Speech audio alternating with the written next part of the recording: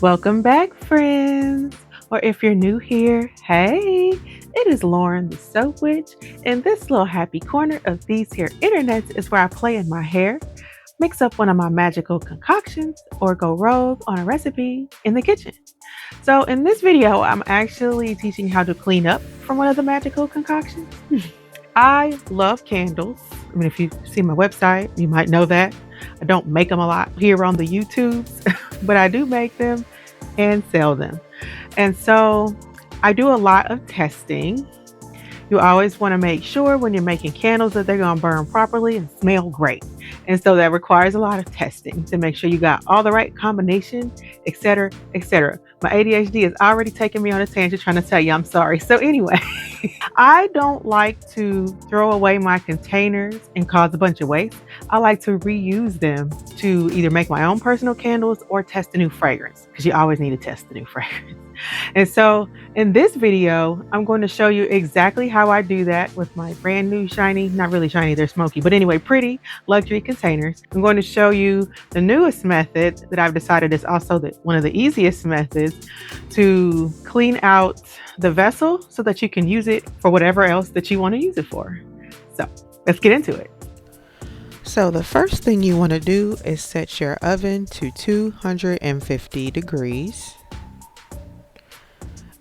And then you want to get you a baking sheet and line it with aluminum foil. And then you are going to take your jars and place them upside down. I should have showed you them right side up first, but I ain't think of that. I'm trying to tell you I'm sorry.